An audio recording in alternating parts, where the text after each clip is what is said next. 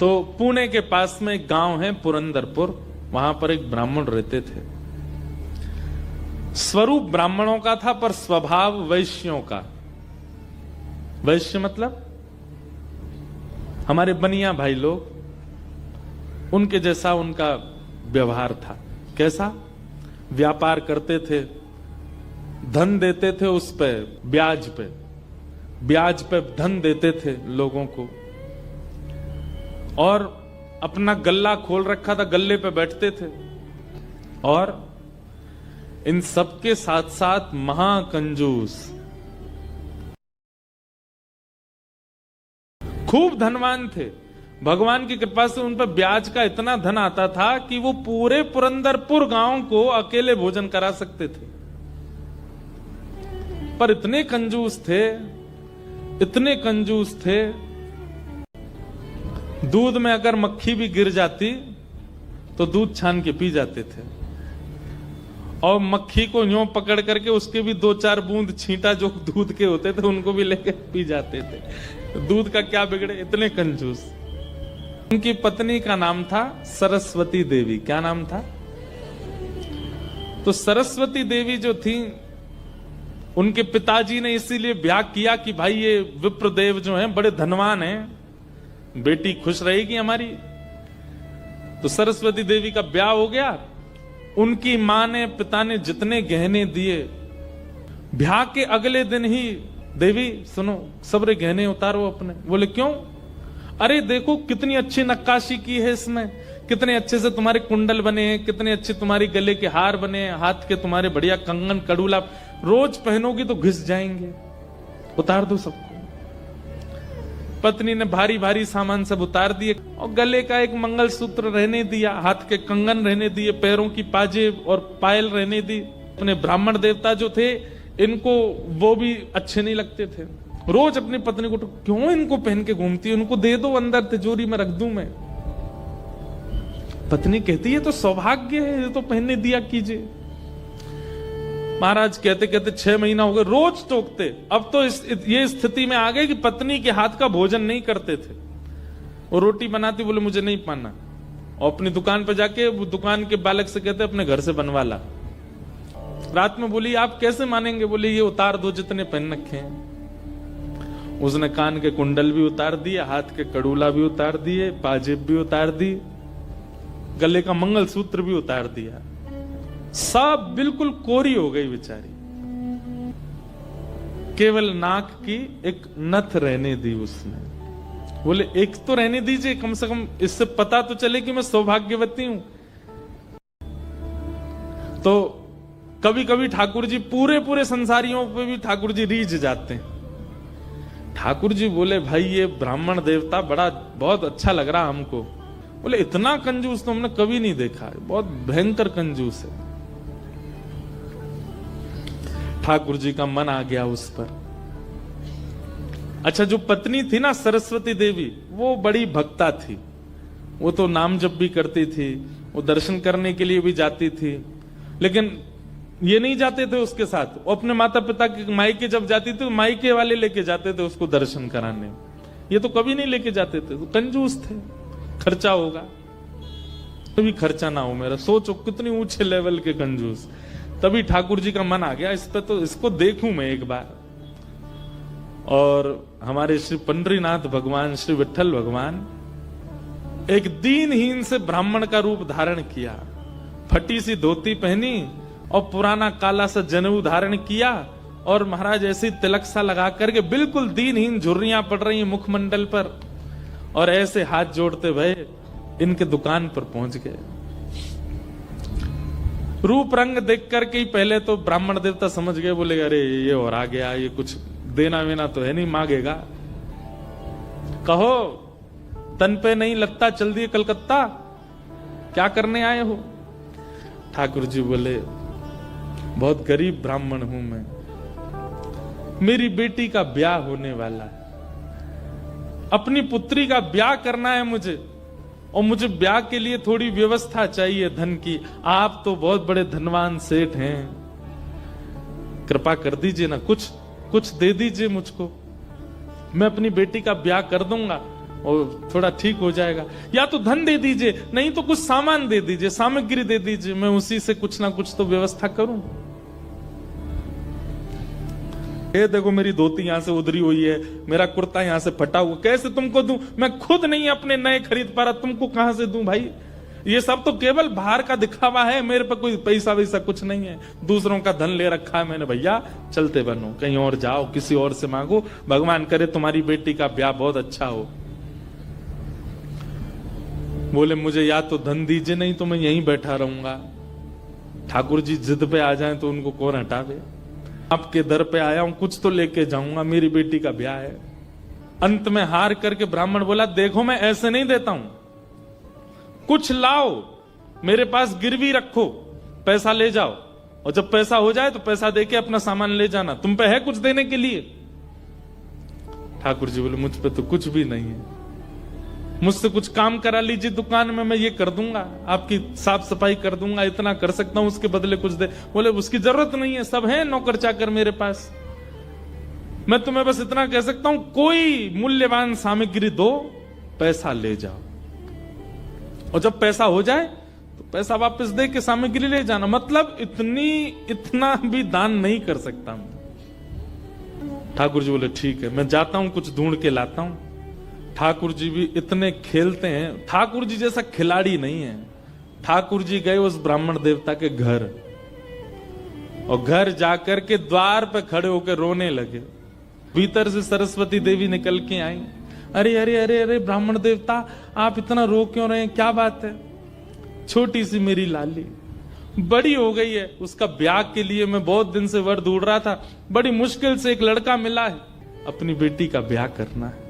बहुत जगह ठोकरें खा के मांगा मैंने, मुझे किसी ने सहायता नहीं दी, अंत में तुम्हारे द्वार आया हूं, यहां भी नहीं मिला, बेटी को क्या मुंह दिखाऊंगा, यहीं प्राण त्याग दूंगा, जहर मेरी जेब में ही रखा है। सरस्वती देवी तो बेचारी बड़ी भावुक, भक्त का इस स्वभाव है कि वो दूसरे की पीड़ा देख ही नहीं पाएगा, तब समझो वो भक्त है। सरस्वती देवी तो रोने लगी, आंखें लाल पड़ गई। बोले भगवान, मेरा मन अगर मुझ में सामर्थ्य होती, मैं पूरा घर आपको दे देती, पर मैं क्या करूं? मेरे पतिदेव इतना प्रतिबंध लगा के रखते हैं कि मैं स्वयं ऐसे रहती हूं, मैं आपको क्या दूं? ठाकुर जी तो इतने पछाड़ खा के गिर पड़े, अरे हाय राम, अब तो मैं जहर खाना ही पड़ेगा, निकालू कहां है? सरस्वती देवी रुकी रुकी रुकी, ऐसा मत कीजिए भगवान, चरण पकड़ूं आपके, मेरे पास एक ही वस्तु है। और तुरंत अपनी नाक की जो कील थी वो निकाली, और निकाल करके बोले ये ले जाइए, इससे थोड़ा बहुत धन आपको मिल जाएगा, स्वर्ण की है, आप अपनी बेटी का ब्याह तो नहीं कर पाएंगे पर कुछ व्यवस्था तो हो जाएगी आपकी। ठाकुर जी तुरंत, जहर भी पता नहीं कहीं गिर गया था, बढ़िया तुमने दे दिया, अब मैं कुछ कर लूंगा व्यवस्था।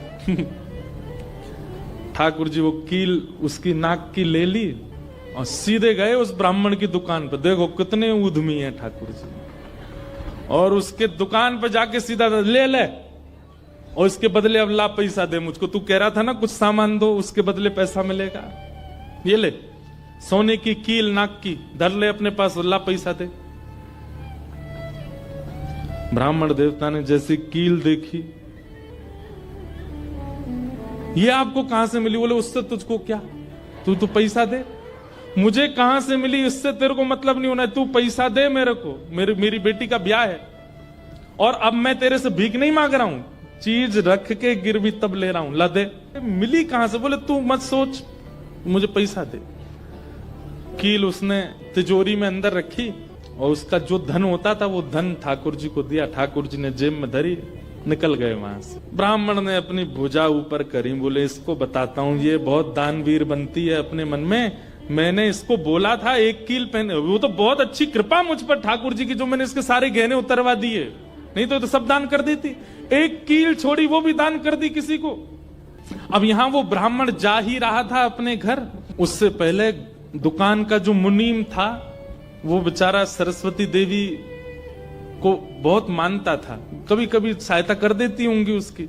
वो सेठ जी से, इनसे ब्राह्मण देवता से पहले ही दौड़ के गया और जाके बोला, मैया आज बचो आप। बोले क्यों, आपने कोई कील दी थी किसी को? बोले हाँ दी तो थी, एक ब्राह्मण के ब्याह के लिए दे दी थी। क्या हो गया? उसने जाके वो आपके पतिदेव को ही दिया और बदले में ले गया पैसा। सरस्वती देवी, हाय नाथ अब नहीं बचूंगी, वो तो बहुत डांटेंगे। बोले वो आ रहे हैं, दुकान बंद कर दी उन्होंने, वो सीधे धोती चढ़ाए ऊपर चले आ रहे हैं सीधे, आप बचो। हे पांडुरंगा, हे विठलनाथ, हे मेरे प्राणनाथ, मेरी रक्षा करो। ये कैसा नियम आपने, मेरे आज जीवन में पहली बार तो कुछ दान किया, वो भी एक ब्राह्मण बेचारा अपनी हत्या करने पर तुला था तो मैंने किया। ये कैसा आपने खेल किया ठाकुर जी, कैसे भी मेरे पति को रोको। लेकिन इतनी डरती थी अपने पति से, इतनी व्याकुल हो गई, तुरंत विष ले लिया। बोली कि मैं उनका क्रोध नहीं सह पाऊंगी, उनकी मार पिटाई डांट नहीं सह सकती, उससे अच्छा तो मैं प्राण त्याग दूं अपने। और बोले नाथ मैंने किसी और उद्देश्य से नहीं किया, केवल एक ब्राह्मण की पुत्री का ब्याह हो जाए इसलिए किया, मेरे पति मुझे छोड़ेंगे नहीं, इससे अच्छा मैं प्राण ही त्याग रही हूं। मुझे पता है शास्त्रों में प्राण आत्महत्या करना जघन्य अपराध है, पर मेरे पास और कोई उपचार नहीं है। और जैसे ही अपने मुख से लगा करके विषपान करने लगी, इतने में ही ऊपर से वो नाक की कील आकर के उसके पात्र में ही गिरी।